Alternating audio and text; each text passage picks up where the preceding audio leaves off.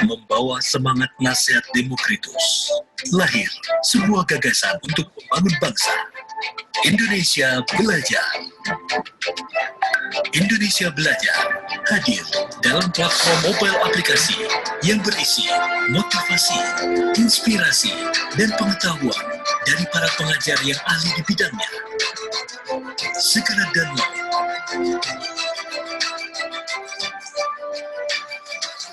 Bangsa Indonesia, belajar bersama Indonesia Belajar, demi Indonesia maju.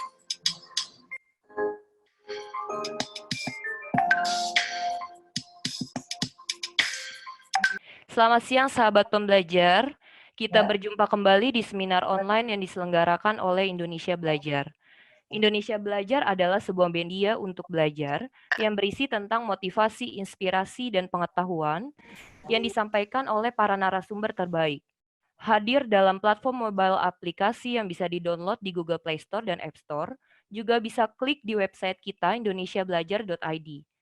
Baik sahabat pembelajar, seminar online siang hari ini menghadirkan Bapak Hari Suwanda, seorang trainer US Stock Market dan derivatif yang sudah hadir di tengah kita. Kita sapa dulu ya. Selamat siang Pak Hari.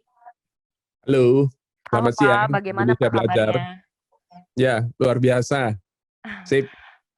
Tema seminar online kita siang ini adalah jangan kehilangan kesempatan untuk kedua kalinya. Kalinya betul. Tema yang menarik ya Pak. Ya. Baik, kami ingatkan untuk Anda yang ingin bertanya, Anda bisa langsung chat di grup chat. Nanti pada saat sesi pertanyaan saya akan bacakan pertanyaannya. Atau bagi siapa saja yang ingin langsung berbicara kepada narasumber, boleh silakan buka kameranya dan mic-nya dinyalakan. Boleh Pak, saya persilakan Bapak untuk berbicara. Terima kasih. Oke, thank you. Balik kita. Thank you Indonesia Belajar. Bapak Ibu semua, senang sekali berjumpa dengan Bapak Ibu kembali pada acara siang hari ini. Nampaknya jumlah pesertanya tiap minggu saya lihat tambah banyak terus gitu ya. Indonesia Belajar ini. Mungkin temanya makin seru kali Pak. Oh ya, tambah seru ya. Oke, gini. Bapak Ibu, belakangan ini ada banyak yang tanya sama saya gitu ya. Pak Hari kalau mau mulai belajar investasi saham, kalau kita mau mulai investasi saham apa nggak udah terlambat nih? Ya karena indeks harga saham gabungan sudah mulai naik, kalau tempo hari titik terdalamnya itu bisa sampai minusnya 30 sekian persen, kalau ini sekarang sudah minusnya cuma 17%. Sementara kalau bursa Amerika ini malah lebih ekstrim lagi, ya S&P 500 sudah nggak ada minusnya, ya tahun ini sudah plus. Terus kemudian Nasdaq tambah plus 9%, hampir 10%. Ya, yang masih minus cuma Dow Jones cuma minusnya cuma kecil sekali, cuma 5%. Ya, nah apa nggak udah terlambat nih Pak Hari gitu ya? Bapak Ibu ada yang bilang begini, kalau saham turun, ya saya ketemu ada satu kelompok sehubungan dengan bursa saham, sehubungan dengan pasar modal. Kelompok ini unik sekali. Kalau menurut saya adalah, mohon maaf, ini adalah kelompok yang paling kurang beruntung. Nah, kenapa begitu? Ya, saya sebut kelompok ini adalah kepeng.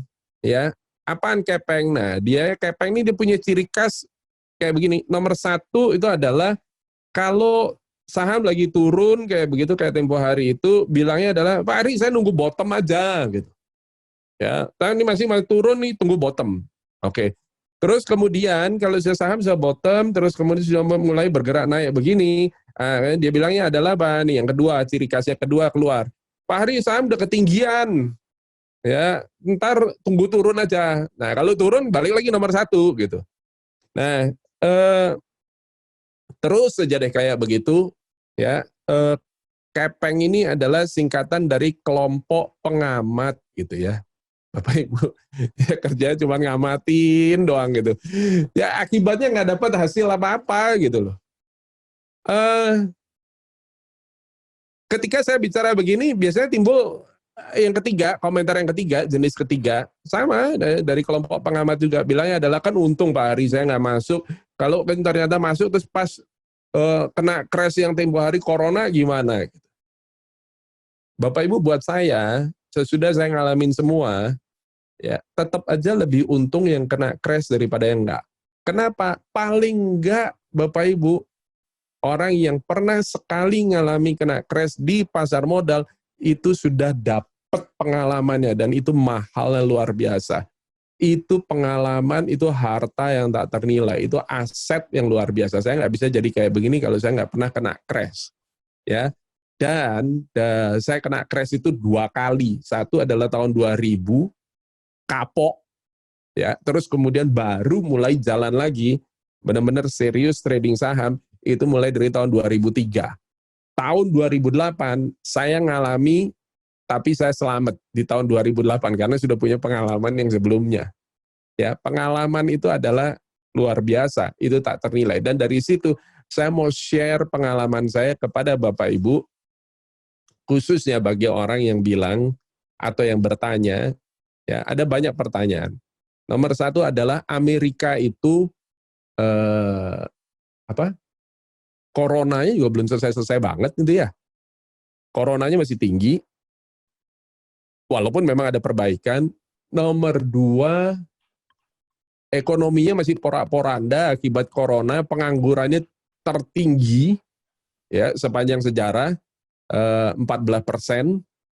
Terus kemudian apalagi ya? Oh, ada banyak kerusuhan akibat George Floyd yang meninggal karena dianiaya oleh polisi.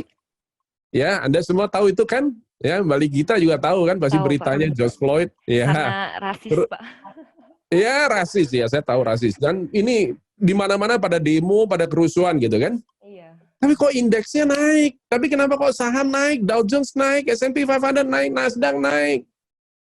Nah, terus kemudian pertanyaan yang kedua adalah, Amerika ini untuk mengatasi krisis, caranya gampang aja, tinggal cetakin duit, banyak-banyak, ya. Dan sekarang ini, uang yang dikucurkan oleh Federal Reserve, Bank Sentral Amerika, itu nggak tanggung-tanggung. 5,5 triliun US dollar, itu jauh lebih besar daripada stimulus tahun 2008 sampai 2013, akibat subprime mortgage, mereka ngucurkan itu 4,5 triliun, ini sekarang 5,5 triliun, dan 5,5 triliun ini masih ditambah lagi dengan 2,7 triliun dari treasury yang dibagikan ke semua warga negara Amerika. Masing-masing orang yang nganggur gara-gara corona itu dikasih 1.200 US dollar satu bulan. Anak-anak juga dapat 500, dapatnya. Ya, nah, jadi duit itu di apa sih namanya, orang sebutnya istilahnya helikopter money, di boom kayak begitu. Nah, tapi pertanyaannya adalah ketika mereka cetak duit gila-gilaan kayak begitu, kok US dollarnya nggak melemah ya? Ya, nah, ya ini sempat sih turun sedikit gitu ya terhadap rupiahnya jadi menguat gitu. Nah, tapi nggak sampai ekstrim sampai turunnya jadi 50% kayak gitu, kok nggak gitu ya? Gitu. Oke, Bapak Ibu, saya akan cerita sekarang sama Bapak Ibu ya, apa yang terjadi supaya Bapak Ibu paham ya tentang US dollar dan bursa saham. Oke, saya akan mulai sekarang ya, Bapak Ibu lihat ya. Ini saya berusaha untuk menjawab pertanyaan banyak orang. Bapak Ibu, nomor 1, Bapak Ibu mesti paham, kita lihat dari sejarah dulu. Ya, apa yang Bapak Ibu lihat di layar, ya, Bapak Ibu, ini adalah suasana Bretton Woods Agreement tahun 1944. Ya, ini diprakarsai oleh FDR. FDR itu Franklin Delano Roosevelt, Presiden Amerika saat itu, satu-satunya presiden Amerika sepanjang sejarah yang hidupnya, yang dia memerintah di atas kursi roda. Ya, karena dia lumpuh, karena polio. Oke. Tapi gara-gara Bretton Woods Agreement ini, Bapak Ibu, ya, disepakati satu perjanjian internasional yang berlaku sampai sekarang, yakni adalah apa? US dollar ini adalah mata uang internasional. Orang ekspor mintanya dibayar pakai US dollar. Orang impor yang ekspor minta dibayar pakai US dollar. Bapak Ibu buka LC, ya. Nah, LC ini Bapak Ibu cairkannya di bank, ya, itu dalam apa? Dalam US dollar juga. Nah, kayak begitu. Oke? Nah, di samping itu, Bapak Ibu, pada waktu Bretton Woods Agreement, itu juga kesepakatan nomor 2 yang terpenting di samping US dollar adalah mata uang internasional, di mana semua mata uang dunia lain ini mengacu kepada US dollar. Ya. Yang kedua, itu adalah US dollar adalah satu-satunya mata uang di dunia yang nilainya ya mengacu kepada emas. Ya, jadi dengan kata lain, satu lembar dolar, uang dolar itu adalah nilainya sama dengan emas seberapa banyak pada waktu itu. Ya, ada hitungannya itu. Jadi dikunci, di-peg terhadap harga emas. Nah, akan tetapi pada tahun 1970-an, tepatnya tahun 1971 bulan Agustus, Richard M. Nixon, Presiden Amerika pada waktu itu, ya, kalau Bapak Ibu tahu skandal Watergate, ya ini orangnya nih, ya, Richard M. Nixon. Bulan Agustus 1971, Richard M. Nixon karena krisis tahun 70 di Amerika, ya, Amerika untuk pertama kalinya meninggalkan yang namanya gold standard. Sehingga sejak saat itu mereka kalau cetak dolar, mereka tidak perlu lagi ngacu ke emas. Ya. Dan apakah negara-negara lain protes? Ya, protesnya mau apa? Ya, pokoknya begitu. Amerika memutuskan mereka meninggalkan gold standard. Dan sejak saat itu Amerika kalau mau cetak dolar ya cetak aja.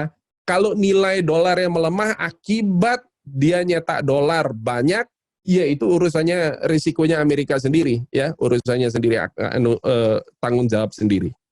Nah, akan tetapi apa yang terjadi, Bapak Ibu? Ya, 2 tahun kemudian karena Nixon shock, ya, di Chicago Mercantile Exchange, ya, kalau di Indonesia itu adalah bursa berjangka Jakarta. Nah, kalau di Amerika itu adalah bursa komoditas dan bursa berjangka, itu adalah Chicago Mercantile Exchange. Mereka untuk pertama kalinya, ya, membuat bursa yang namanya International Monetary Market, IMM. Dan inilah lahirnya Forex. Jadi kalau Bapak Ibu lihat ini Forex, di Forex yang kita perdagangkan adalah apa? Yang kita perdagangkan di Forex itu adalah pasangan mata uang. Ini ya, Bapak Ibu lihat GBP USD, Euro USD, Aussie USD, New Zealand USD, US dollar Swiss, US dollar Japanese yen, US dollar Canadian dollar.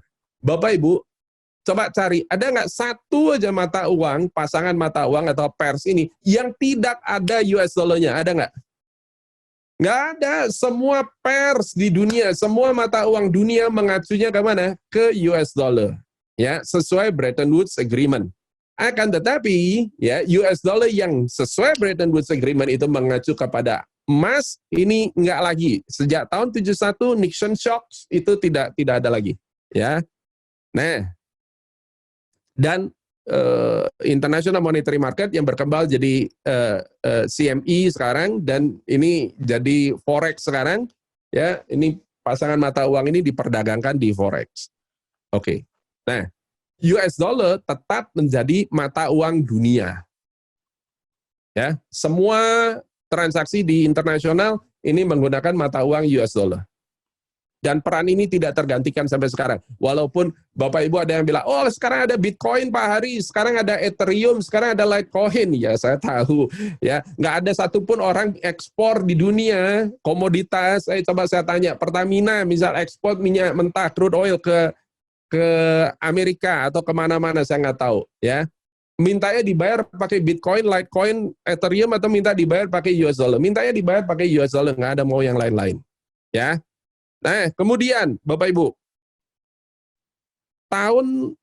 selama tahun 70-an terus, ya bukan 70-an lagi, mulai dari tahun 50-an, 60-an terus, sampai tahun 90-an, Amerika ini menganut sistem ekonomi yang seringkali orang kenal namanya Keynesian. Ya, saya nggak mau terlalu berat mengenai itu makroekonomi.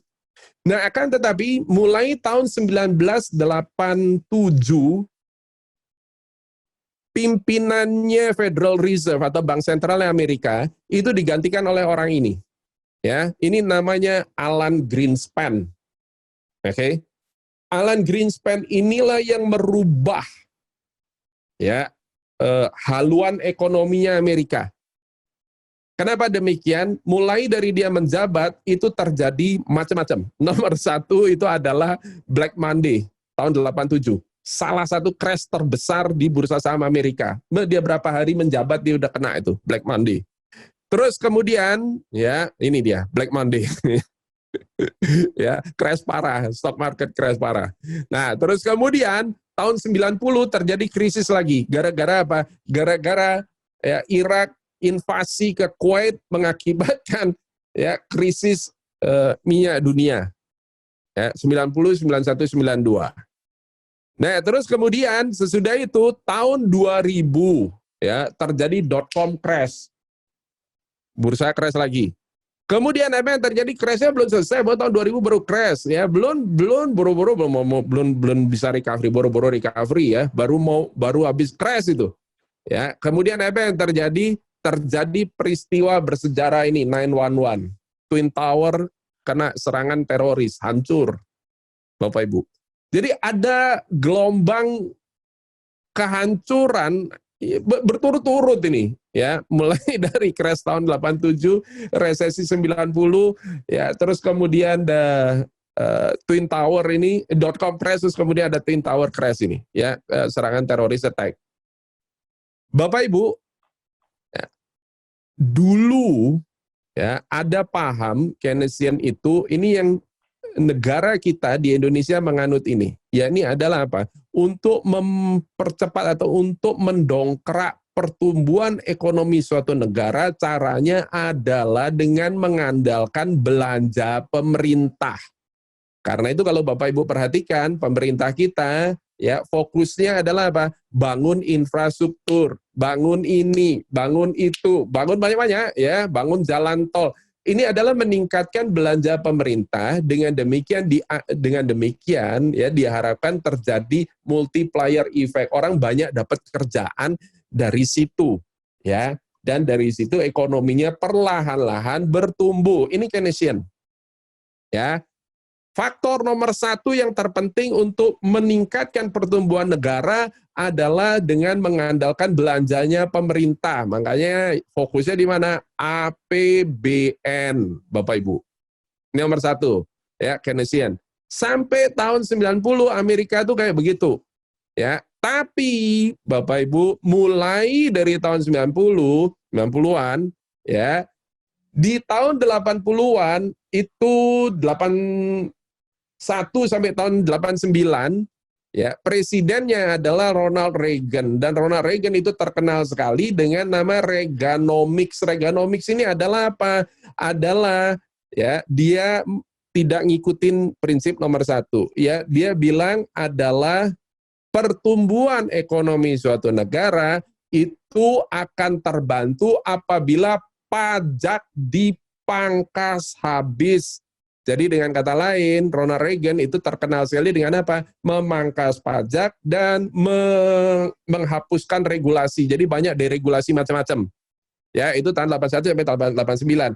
Yang kedua ini seringkali dikenal dengan istilah namanya supply side economic. Dan supply side economic ini yang di copy paste oleh Donald Trump sekarang. Nah, akan tetapi Bapak Ibu, ada yang nomor 3, dan nomor 3 ini yang paling jelas kelihatan hasilnya. Ya, ini adalah apa? Yang nomor 3 ini namanya monetarism. Monetarism ini dikemukakan oleh Dr. Milton Friedman. Ini pemenang hadiah Nobel nih, Dr. Milton Friedman. Terkenal sekali.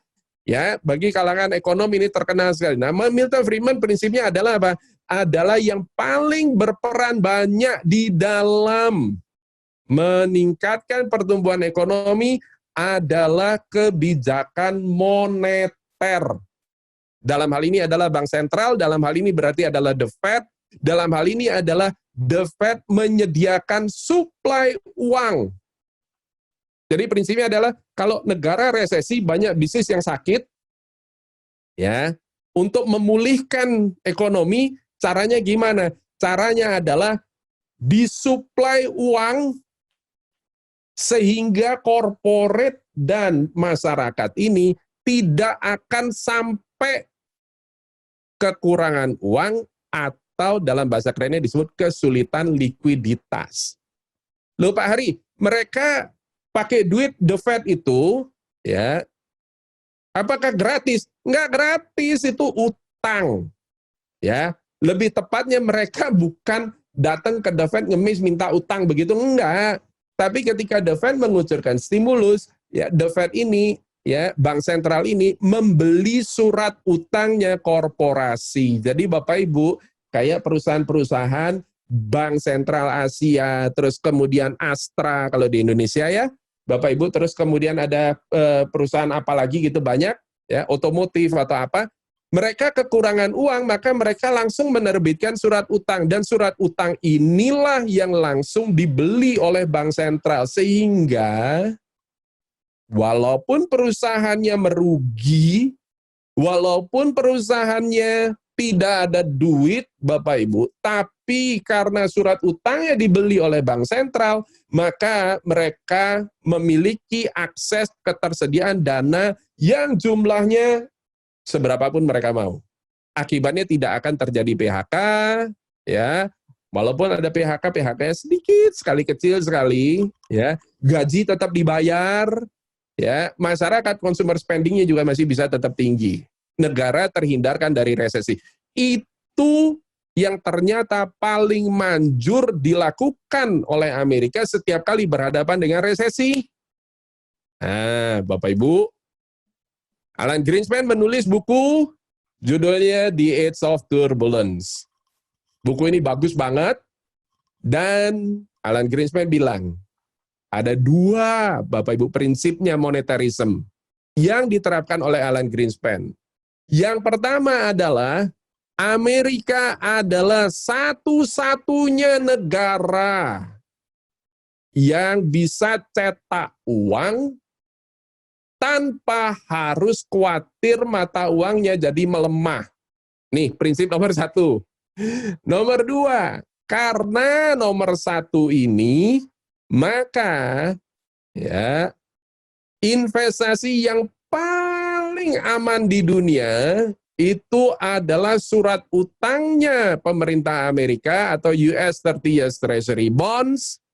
Kenapa? Karena obligasi pemerintah Amerika ini adalah satu-satunya surat utang di dunia yang tidak mungkin bisa bodong, tidak mungkin bisa default. Kenapa? Karena setiap saat Amerika akan bisa bayar utang. Caranya bagaimana? Tinggal lihat ke nomor satu. Cetak duit sebanyak mereka mau buat bayar tebus kembali surat utangnya.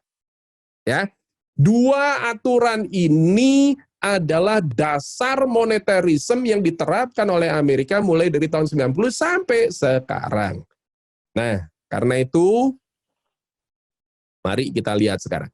Di tahun 2008, kita tahu terjadi krisis keuangan luar biasa hebat di Amerika, ya, yang dipicu oleh krisis subprime mortgage atau KPR bodong di Amerika, ya. Dan ini mengakibatkan banyak bank, ya, itu diambang kebangkrutan. Ada dua bank sudah jadi korban, bank gede bukan bank kecil. Nomor satu yang pertama itu adalah Bear Stearns di tahun 2017, tepatnya bulan Juli 2017.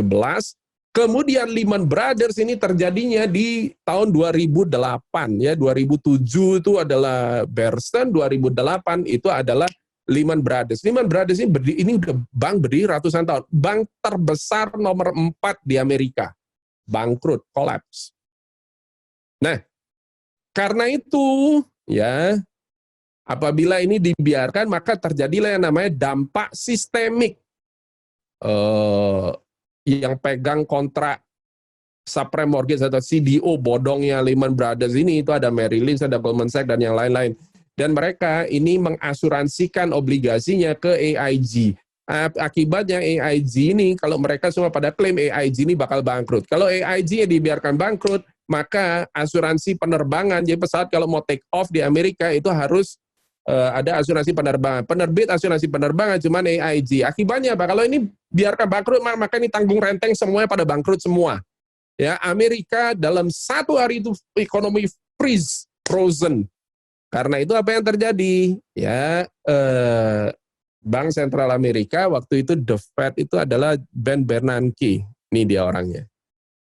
Ya, menghadap ke Kongres dan minta persetujuan approval untuk TARP, Toxic Asset Relief Program, ya. Sebenarnya bukan Toxic Asset, disebutnya Troubled Asset Relief Program. Tapi kita slangnya apa namanya, bahasa bercandaannya kita sebut Toxic Asset Relief Program, ya. Dan TARP itu adalah stimulus pertama tahun 2008, besarnya adalah 600 miliar dolar.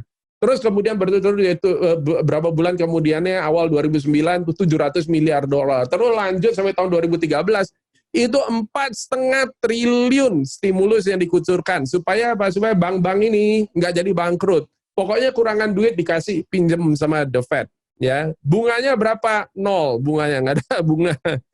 Nah, akibatnya apa yang terjadi Bapak Ibu bisa lihat itu, ya. Ini tahun 2008, krisis tahun 2008 tuh ini, gedenya kayak begini, ini turun nih, banyak nih, ya. Tahun 2008 Oktober itu The Fed cetak bunga stimulus sampai 2013, apa yang terjadi? Sesudah itu bablas tembus kayak begini.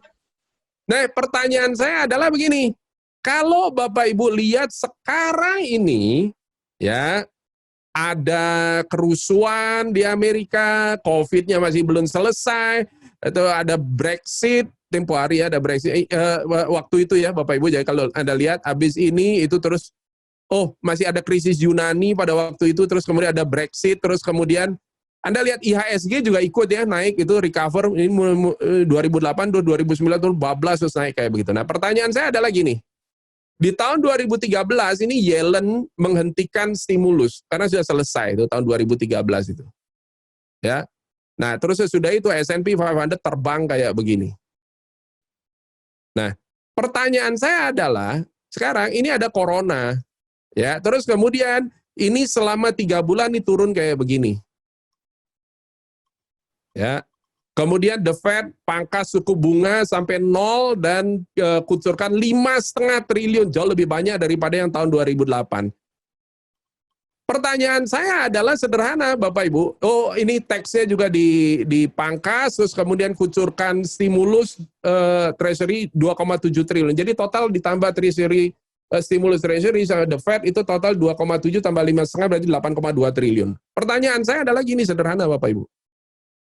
Kalau di tahun 2008, 2009, ya, IHSG itu turun segitu tuh, terus kemudian The Fed kucurkan stimulus, sebagian dari stimulus itu masuk ke Indonesia, dan mengakibatkan indeks Indonesia terbang kayak gini, jros begini.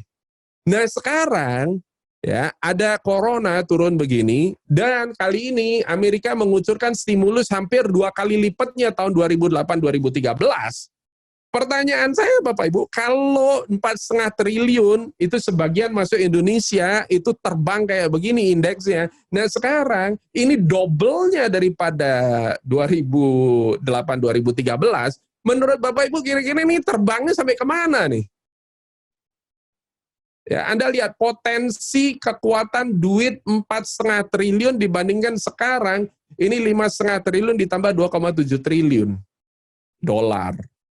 Sebagian duit itu Bapak Ibu itu sudah mulai masuk ke Bursa Efek Indonesia, dan kalau Bapak Ibu tanya Kenapa rupiah menguat? Kenapa dolar turun? Kenapa indeks harga saham gabungan Indonesia ini bisa naik selama bulan Mei, Juni ini, Bapak Ibu? Ya, apakah karena corona kita selesai? Enggak. Ya, corona masih belum selesai, walaupun memang beberapa tempat di Surabaya, saya puji Tuhan, PSBB-nya sudah tidak diperpanjang. Dan kemungkinan Jakarta bulan depan sudah PSBB sudah tidak diperpanjang. Tapi apakah gara-gara itu? Enggak, Bapak Ibu. Gara-garanya adalah apa? Karena sebagian dari duit stimulusnya Amerika yang gila-gilaan besarnya, itu seperti biasa masuk ke Indonesia, dan itu nampak di emerging market ETF. Nah, karena itu Bapak Ibu, pesan saya adalah, kalau Bapak Ibu tanya sama saya, kapan saat yang terbaik untuk mulai investasi saham? Segera sesudah The Fed mulai mengucurkan dana stimulus, Bapak Ibu. Itu adalah the best moment untuk mulai masuk invest di saham. Bapak Ibu lihat 10 tahun lagi nanti hasilnya kayak gimana.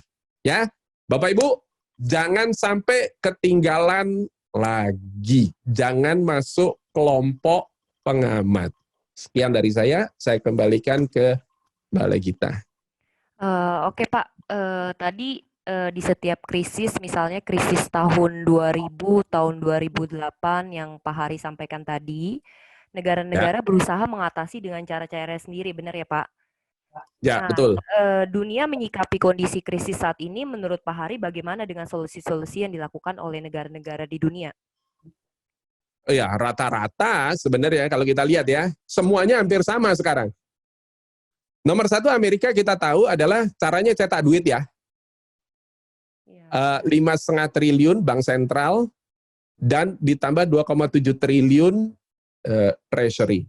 Tujuannya, prinsipnya adalah supaya semua orang walaupun kena PHK berhenti bekerja, tapi mereka tidak kekurangan duit.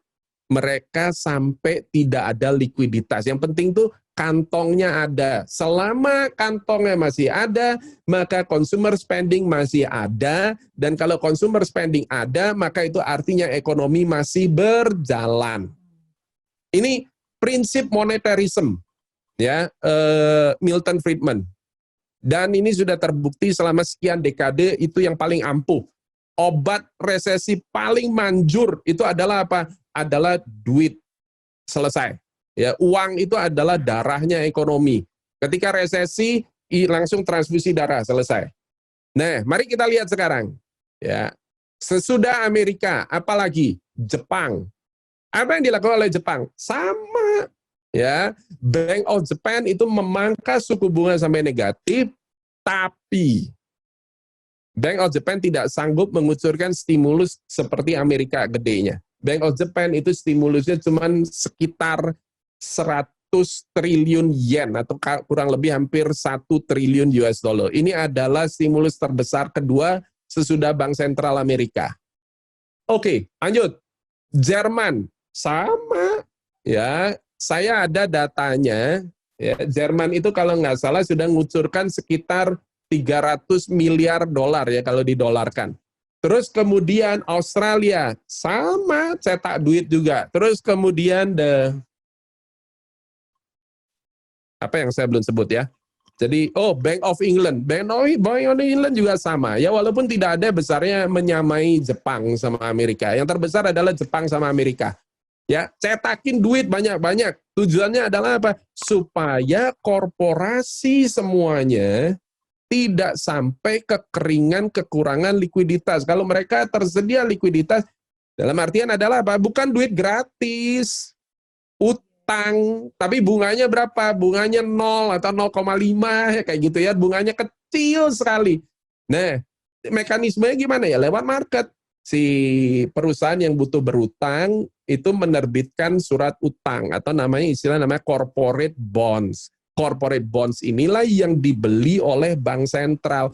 Akibatnya perusahaannya sekarang walaupun semuanya pada macet begini, tapi perusahaan tidak kekurangan duit.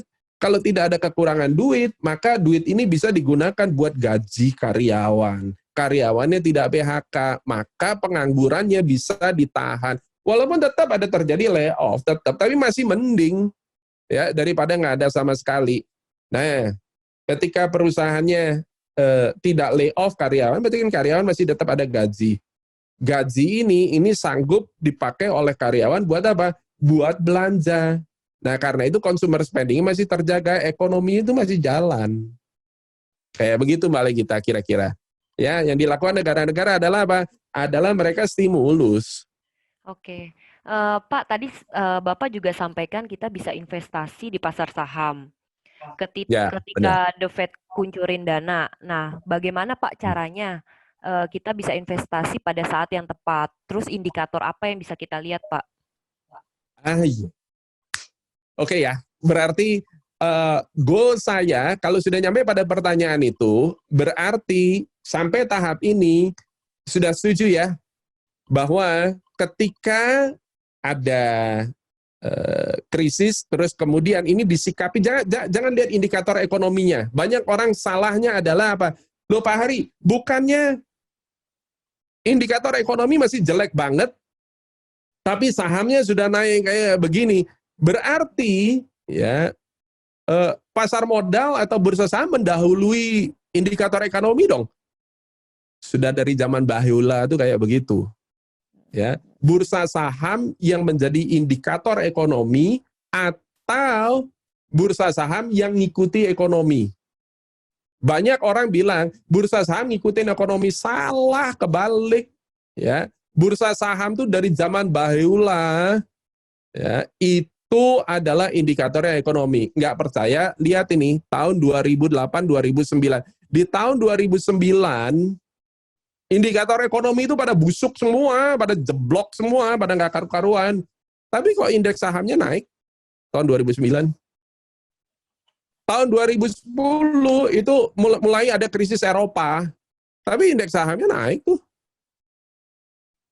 Nah terus kemudian apakah ekonominya ya yang pada waktu di tahun 2009 masih jelek, dia akan jelek terus kayak begitu? Enggak, yang terjadi adalah sesudah indeks harga saham gabungan naik kayak begini, yang terjadi adalah indikator ekonomi baru mulai ngikut naik. Artinya adalah apa? Artinya bursa saham yang dari dulu jalan duluan, baru indikator ekonomi ikutin belakangan. Bukan kebalik. Jadi karena itu jangan lihat indikator ekonomi terus kemudian untuk menganalisa saham. Wah ngaco, nggak bakalan kena itu. Kenapa? Karena Bapak Ibu, ya perhatikan baik-baik. Dengan indikator ekonomi yang jelek, maka pembuat kebijakan, contohnya Bank Sentral Amerika atau Bank Sentral Indonesia, bank sentral mana-mana, dia akan berusaha untuk memfasilitasi untuk menghidupkan ekonominya. Upaya daripada Bank Sentral inilah yang akan membuahkan hasil. Dan ini yang diantisipasi oleh pelaku pasar modal. Ekonomi mah tinggal ngikut. Sektor real itu ngikutin pasar modal, bukan pasar modal yang ngikutin sektor real, kebalik. Nah, menjawab pertanyaannya Mbak Legita, bagaimana caranya sekarang kalau kita mau mulai investasi saham? Ya, ada 3 yang dibutuhkan. Yang pertama itu adalah 4 sebetulnya. Ya, ini sudah pernah kita bahas di Indonesia Belajar yang sebelum-sebelumnya. Ya, Pak Dewa tahu, Pak Dwi juga tahu, namanya adalah 4M. 4M itu yang pertama adalah market, mengenali pasarnya dulu. Kenapa? Karena pasar modal itu ada forex, ada bursa saham, ada kripto, ada macam-macam. Yang kedua itu adalah metodenya. Yang ketiga itu adalah mindset, dan yang keempat adalah money management. Ya, nah jadi urut-urutannya market dulu, mindset nomor 2, nomor 3 itu adalah method, dan nomor 4 adalah money management. 4 ini, ya. Nah, kalau Bapak Ibu tertarik untuk belajarin semua dengan lebih detail, ya caranya adalah nomor 1, saya punya satu YouTube channel, yakni www.youtube.com/t-Akela Trading System. Ini adalah YouTube channel kita. Bapak Ibu bisa search di situ, dan di situ ada bagaimana playlist ya. Langsung masuk ke playlist. Di playlist itu ada bagaimana cara investasi saham untuk pemula. Misalnya, ya coba ya saya masuk ke YouTube, saya removein aja. Dan yang kedua, selain YouTube, ya, kita juga punya webinar, dan kebetulan nanti jadwal berikutnya kapan ya? Saya lupa. Minggu depan ya, Pak. Lihat di trading nyantai bentar ya, saya masuk ke website dulu. Nah, jadwal komplit ada di website www.tradingnyantai.com. Tradingnyantai.com.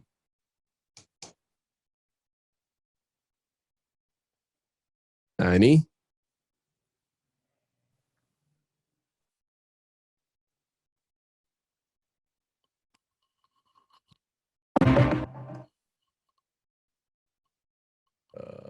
Bentar.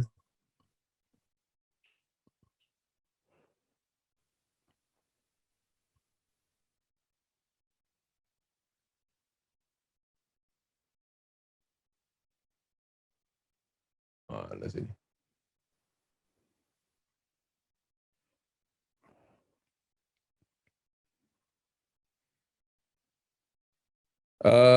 Ini aja. Tunggu dulu ya. Saya share screen aja, lebih enak. Nah, ini dia.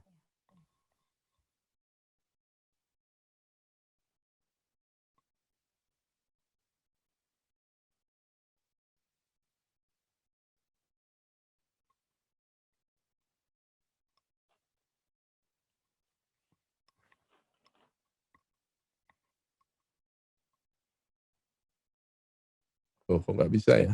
Tunggu ya.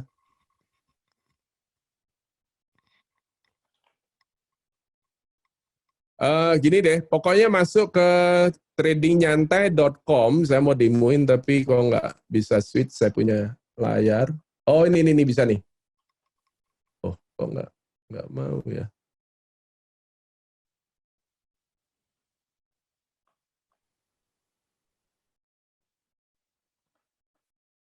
Nah, ini ya, lihat di sini. Ini saya pindah dulu. Oke. Nah, ini website kita. Kalau turun di situ, oh, tanggal 18 Juni malah kita. Bisa kelihatan ya? Bisa kelihatan, Pak. Minggu depan ya berarti. 18 Juni itu kapan ya? Ya, minggu depan ya? Iya, minggu depan, Pak. Nah, 18 Juni, terus kemudian ini adalah kalau YouTube channel tinggal masuk di Akela Trading System, ya. Nah, ini adalah kalau Mbak kita tanya bagaimana cara mulai, nah kita ada webinar ini nanti, kebetulan kita selama minggu ini Mbak kita, itu biasanya untuk webinar ini itu biayanya adalah Rp99.000, dapat bonus 3 buah e-book tulisan saya. Nah, akan tetapi gini, saya pada waktu membangun YouTube channel Akela ini, ya terus terang saya nggak nyangka ya. Jadi ini nggak bisa masuk dulu ya. Akela Trading System, saya coba klik dulu ya. Nah, pada waktu membangun YouTube channel Akela Trading System ini, itu saya nggak nyangka kalau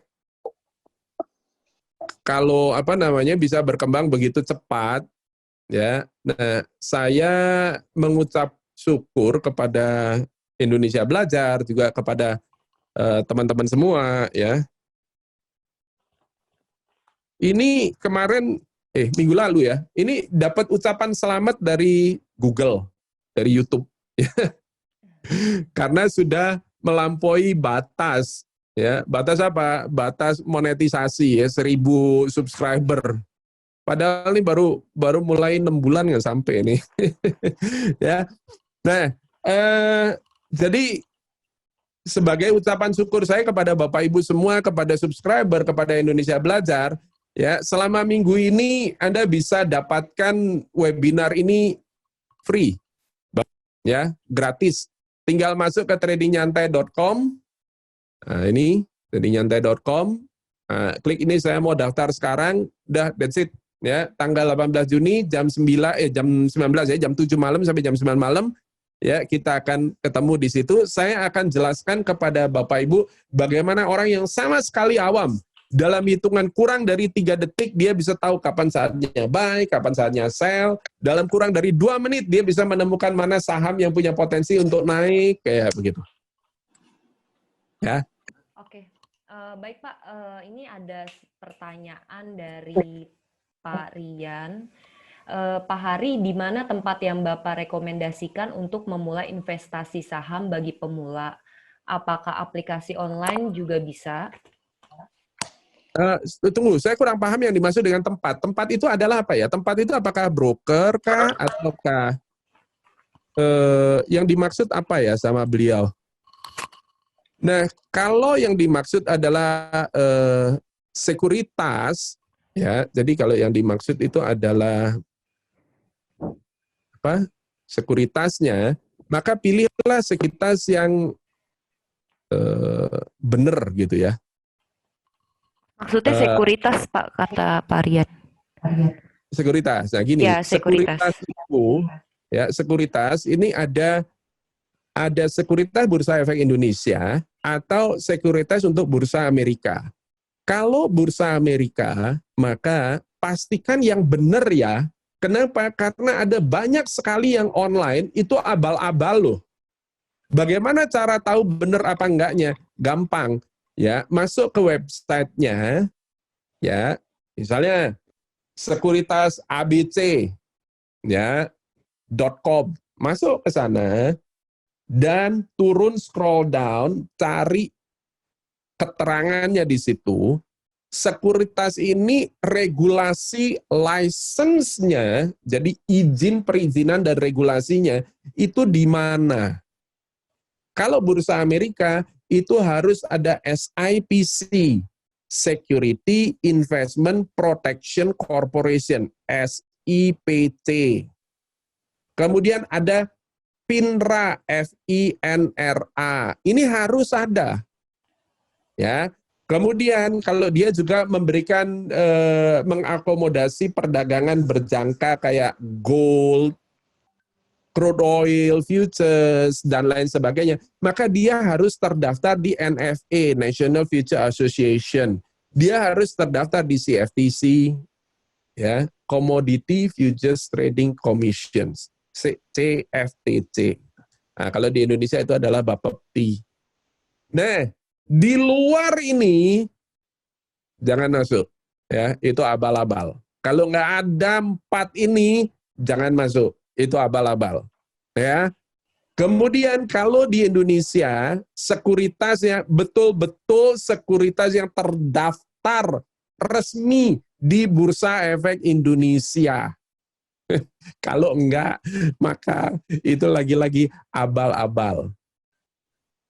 Ya. Kayak gitu, Mbak Gita. Ya, jadi cara milihnya itu kudu hati-hati, kudu teliti. Ya, oke Pak Rian, semoga pertanyaannya terjawab ya. Pak, kita waktunya sudah habis. Mungkin Waktu udah habis. ya nggak kerasa ya Pak. Mungkin bisa closing statement Pak untuk terakhir. Closing statement adalah dari saya, Bapak Ibu, ya. Bapak Ibu bayangkan ya, dari tahun 2009 sampai sekarang, ya, bursa saham Indonesia itu naiknya sudah berapa kali lipat. Kemudian bursa Amerika itu 3,7 kali lipat. Bapak Ibu ada beberapa saham, contohnya Netflix, itu naiknya 30 kali lipat, Bapak Ibu. Ya, kalau Bapak Ibu lewatkan semua itu, berarti sebetulnya Bapak Ibu semua sudah rugi. Rugi apa? Opportunity loss. Seharusnya itu duit tuh masuk ke tempat Bapak Ibu, tapi Bapak Ibu lewatkan. Ya, itu namanya opportunity loss. Ya udah terjadi, nggak bisa apa-apa kita, kan gitu kan. Nah, akan tetapi Bapak Ibu ke depan jangan sampai kayak begitu lagi, karena itu tema kali ini adalah apa? Jangan sampai ketinggalan kedua kalinya. Manfaatkan Bapak Ibu, ini momen ketika The Fed kucurkan 5,5 triliun US dollar, ini bukan momen yang terjadi sering. Ini 10 tahun belum tentu kejadian sekali. Ya, jadi manfaatkan ini dan jangan sampai ketinggalan lagi untuk kedua kalinya. Oke, saya kembalikan kembali kita. Makasih Pak Hari atas waktunya. Terima Makasih kasih. sahabat pembelajar. Kita ketemu Pak Hari lagi minggu depan di jam yang sama. Terima kasih semuanya. Salam Terima luar kasih, biasa. semoga bermanfaat. Sukses selalu. Sukses Bye-bye. selalu. Bye.